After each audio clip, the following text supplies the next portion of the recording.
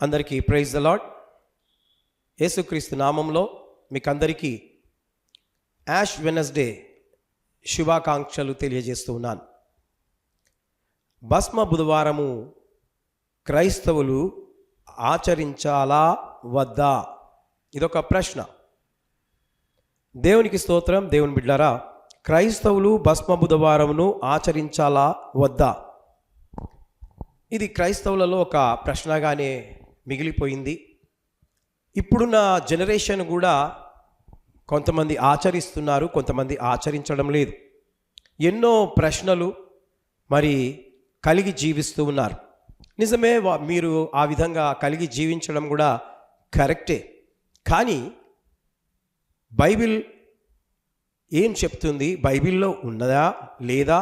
మనము కొన్ని నిమిషాలు వాక్యం ద్వారా విని తెలుసుకుందాం.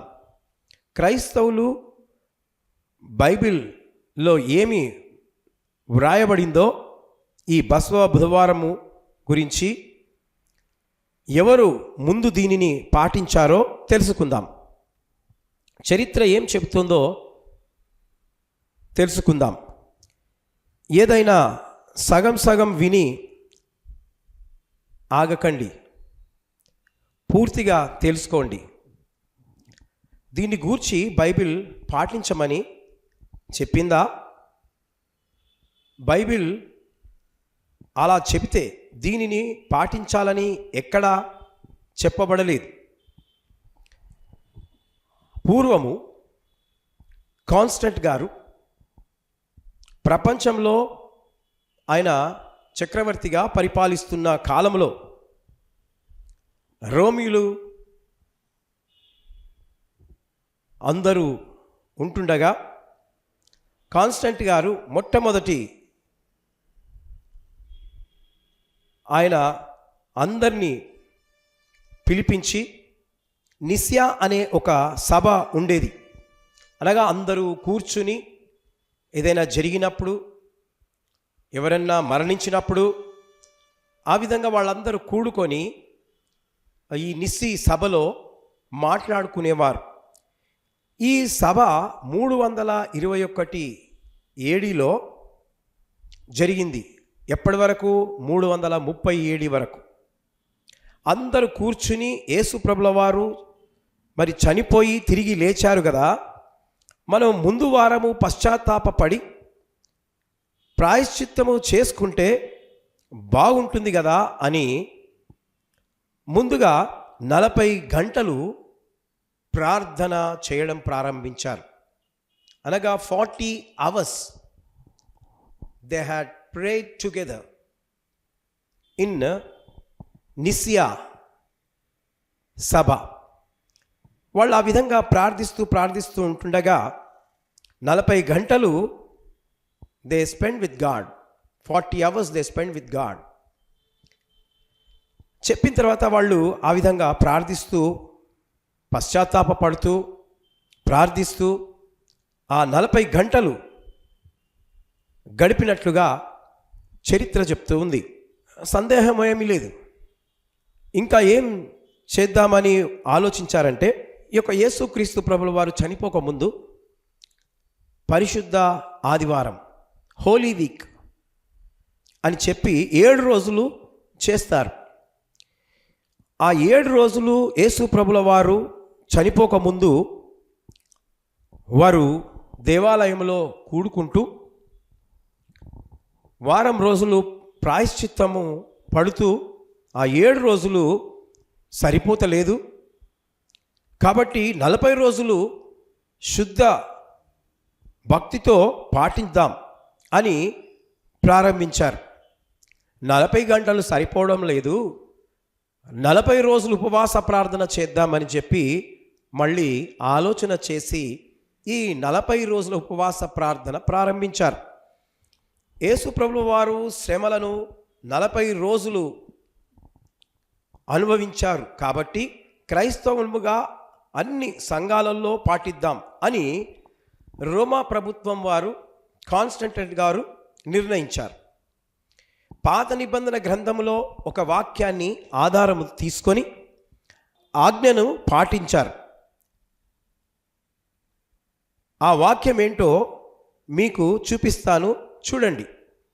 లేవియాకాండము 16వ అధ్యాయం 34వ వచనం. ఇందులో సంవత్సరానికి ఒక్కసారి ఇజ్రాయెల్ ప్రజలందరూ కూడా ఈ కట్టడను ఆచరించాలని దేవుడు మోషేకు ఆజ్ఞాపించారు. దీనిని ఆదిమ క్రైస్తవ సంఘపు వారు దీనిని మనము కూడా పాటించి ప్రాయశ్చిత్తపడదాం అని ప్రకటించి, ఇది మంచిదే కదా అని పాటించడం ప్రారంభించారు. అలా ప్రాయశ్చిత్త దినముగా పాటించి అందరూ వారి వారి పాపములను సంఘంలో ఒప్పుకుందాం, దేవునితో ఎక్కువ సమయాన్ని గడపడానికి తోడ్పడుతుంది అని ఆలోచించి నిర్ణయము తీసుకున్నారు. 40 రోజులు ఏదో ఒక సమయాన్ని నిర్ణయం తీసుకొని లెంట్ డేస్ అని చక్కటి పేరును దానికి పెట్టడం జరిగింది. అనగా భస్మ బుధవారము, అనగా 40 రోజుల ఉపవాస ప్రార్థనకు లెంట్ డేస్ అని పెట్టారు. శ్రమల కాలం, అందులో ఆదివారాలు లెక్కలో రాకూడదు అని ఉద్దేశించి ఆచరించడం మంచిగా ఉంటుందని నిర్ణయించుకున్నారు. అలాగే ఎందుకు వీళ్ళు భస్మ బుధవారాన్ని ఎన్నుకున్నారు? ఒక వాక్యాన్ని ఆధారము తీసుకొని యాష్ వెడ్నెస్డే అంటే పెట్టడం జరిగింది, ఆ పేరు పెట్టడం జరిగింది.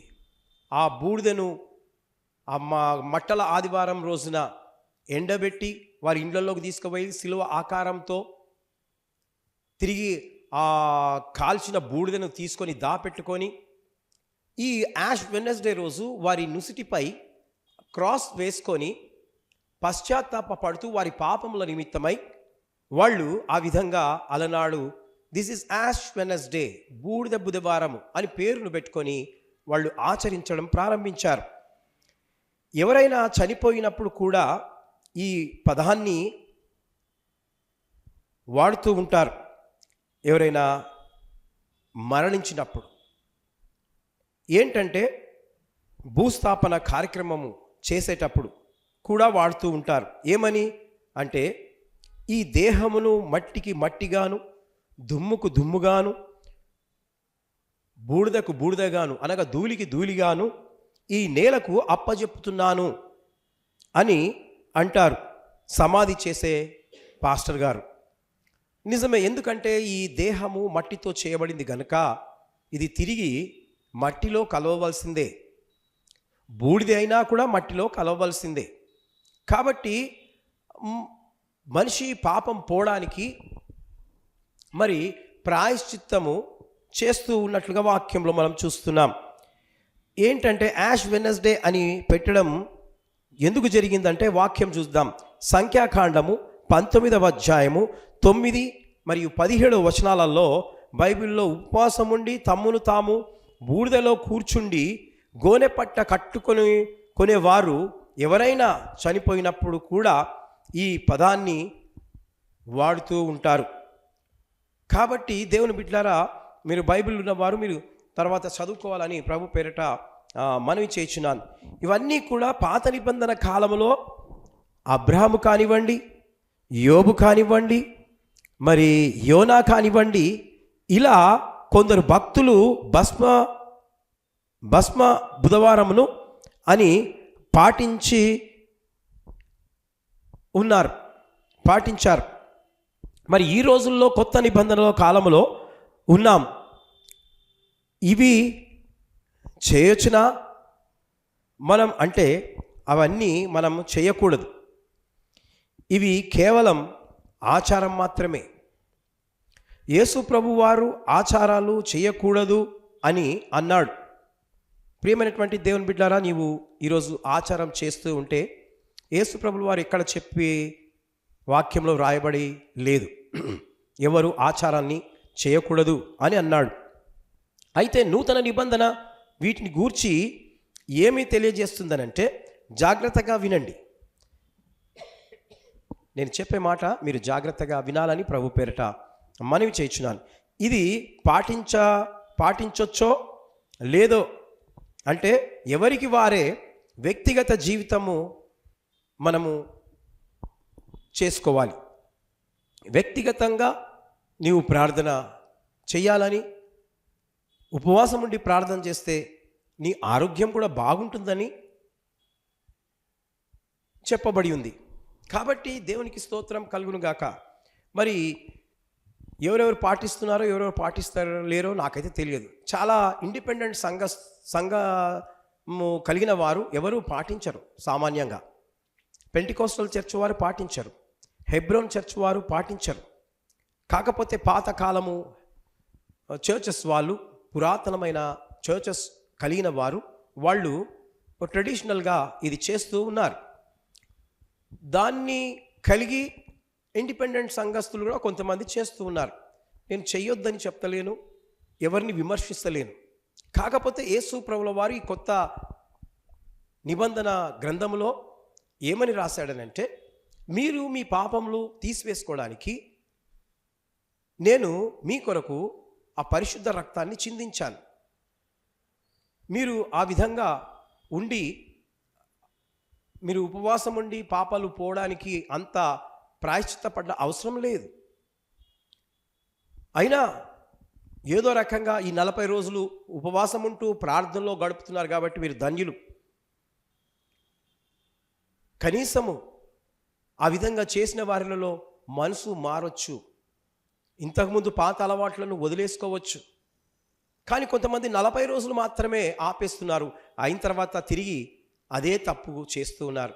కనుక ప్రియమైనటువంటి దేవుని బిడ్డలారా, మీరు దేవుణ్ణి అవమానపరిచిన వారుగా ఈ విధంగా పాటిస్తూ మళ్ళీ మీరు పాపపు జీవితంలోనికి వెళ్ళిపోతున్నారు. అది రాంగ్. కనుక దయచేసి నేను ఈ విధంగా చెప్తున్నానని మీరేమనుకోవద్దు. నేను ఈ విధంగా చెప్తున్నందుకు నాకు బాధ కలుగుతుంది. కనుక మీరు పాటించే ఉపవాసము ఎలా ఉండాలో నేను మీకు తెలియజేస్తాను, జాగ్రత్తగా వినండి. ఒకవేళ పాటిస్తే నిజమైన ఉపవాసము 40 రోజులు చేయొచ్చు. కానీ వాక్యంలో చెప్పినట్లు చేస్తున్నారా? వాక్యం ఏమంటుంది?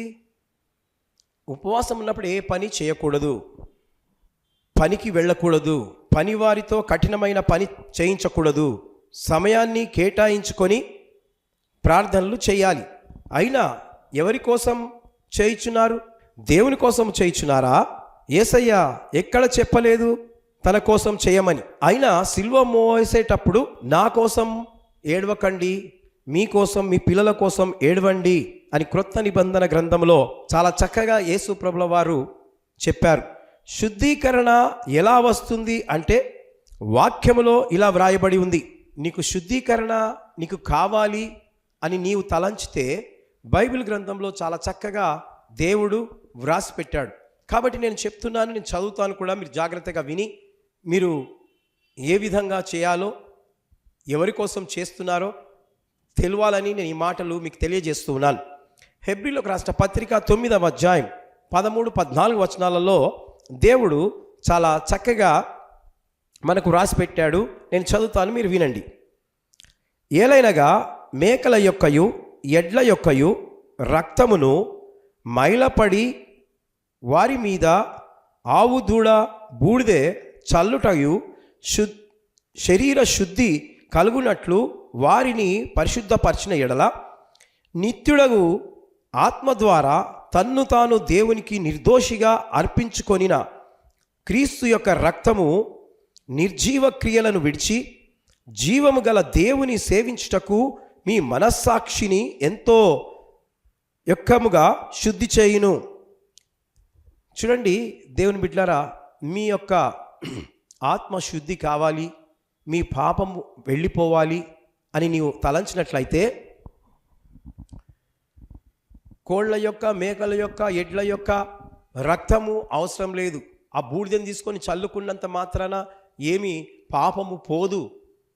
క్రీస్తు యేసు వారు మీ కొరకు పరిశుద్ధ రక్తాన్ని చిందించారు కాబట్టి మీ పాప ప్రాయశ్చిత్తం కొరకు యేసయ్య రక్తాన్ని వాడినప్పుడు నీవు శుద్ధీకరించబడతావు. ఇది బైబిల్ చెప్పే ఆన్సర్.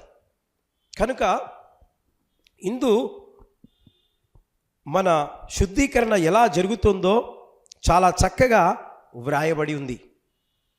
కాబట్టి మీరు ఆ విధంగా చదువుకొని మీరు పాటించాలని ఈ మాటలు చెప్తూ ముగిస్తున్నాను. దేవుడి మాటలు దీవించి ఆశీర్వదించును గాక. May God bless you.